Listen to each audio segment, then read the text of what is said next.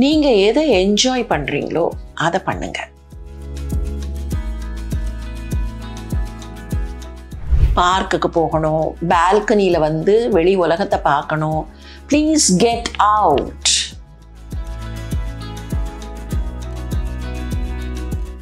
ஆனா நமக்கு இன்னைக்கு கிடைச்சிருக்கிற பெரிய வாய்ப்பு என்ன?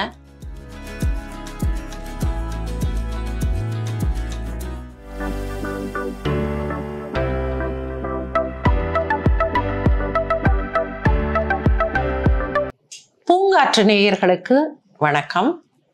உங்களை எல்லாம் மறுபடியும் சந்திப்பதில் மிகுந்த மகிழ்ச்சி. போன பதிவில் உடல் நலத்தை பற்றி எல்லாம் பார்த்தோம் இல்லையா? அப்போ இந்த பதிவில் மனநலம் பற்றி பார்க்க போகிறோம். நீங்கள் எதை என்ஜாய் பண்ணுறீங்களோ அதை பண்ணுங்க. உங்களுக்கு பாடினா பிடிச்சிருக்கா? உங்களுக்கு பாட்டு கேட்டா பிடிச்சிருக்கா? இல்லை செஸ் விளையாடினா பிடிச்சிருக்கா? அதை பண்ணுங்க. What you enjoy the most அதை செய்யணும். எனக்கு 2 மணி நேரம் அப்படியே பாட்டு கேட்டுக்கிட்டே இருந்தால் சந்தோஷமா இருக்கு, பண்ணுங்க. எனக்கு எங்கேயாவது ஒரு இடத்துல பார்க்கில் உட்காந்து குழந்தைங்க விளையாடுறத பார்க்கறது சந்தோஷமா இருக்கு, தயவு செஞ்சு பண்ணுங்க.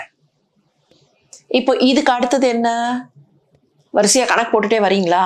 Eat properly, take your medicines correctly, have your checkups regularly, do what you enjoy the most.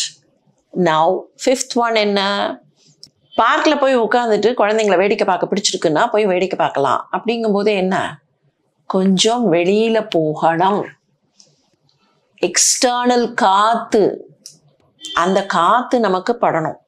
பார்க்குக்கு போகணும், பால்கனியில வந்து வெளி உலகத்தை பார்க்கணும். Please get out. ஒரே இடத்துல கன்ஃபைண்டா இல்லை, என் ரூமுக்குள்ளேயே இருக்கேன் போதும் எனக்கு இதுவே, அப்படி இல்லை. கொஞ்சம் வெளி உலகத்தை பார்க்கணும். உங்களுக்கு டிவி ரொம்ப பார்க்கறதுக்கு பிடிச்சிருக்குன்னா டிவி பாருங்க. வாட் யூ என்ஜாய் மோஸ்ட்ல அது வரும். எனக்கு வந்து இந்த நிகழ்ச்சி பார்க்க பிடிச்சிருக்கு, பாருங்க, தப்பில்லை.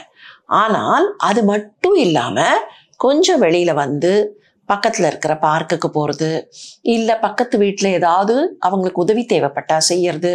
அவங்களுக்கு என்ன பிடிக்காது, நான் போகலை, இல்லை நாமா எப்படி போறது? நான் ஒத்துக்கிறேன், நாமா போய் இன்டர்வீன் பண்ண முடியாது. ஆனா என்ன பண்ணலாம்? இப்போ நம்ம வீட்லயே வயதில் இளையவர்கள் இருப்பாங்க, அவங்களுக்கு ஏதாவது ஒரு வேலை இருக்கும், நான் உதவி பண்ணட்டுமா அப்படின்னு போய் கேட்டு உதவி பண்ணலாம். பார்க்கில் போய் உட்காந்துட்டு சின்ன குழந்தைங்க விளையாடும் போது அந்த குழந்தைங்களுக்கு சின்ன சின்ன பாட்டு கூட சொல்லி கொடுக்கலாம்.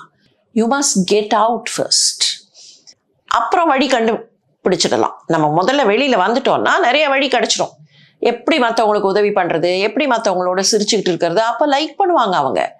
இந்த அம்மா வந்தாங்கன்னா நமக்கு இவ்வளோ நிறைய பண்ணி தருவாங்க அப்படின்னு அவங்களே லைக் பண்ணுவாங்க. ஸோ அதை பண்ணணும்.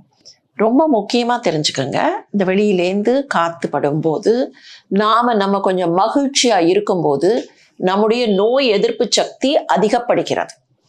It is an immune booster. எது இம்யூன் பூஸ்டர்? ஒன்று, நம்ம வெளியில் போகும்போது காற்று. 2வது மகிழ்ச்சி. மனசு மகிழ்ச்சியாக இருக்கும்போது என்டார்ஃபின்ஸ், அந்த ஹாப்பி ஹார்மோன்ஸ் அப்படிங்கிறாங்க இல்லையா, அதெல்லாம் நிறைய செக்ரீட் ஆகும்.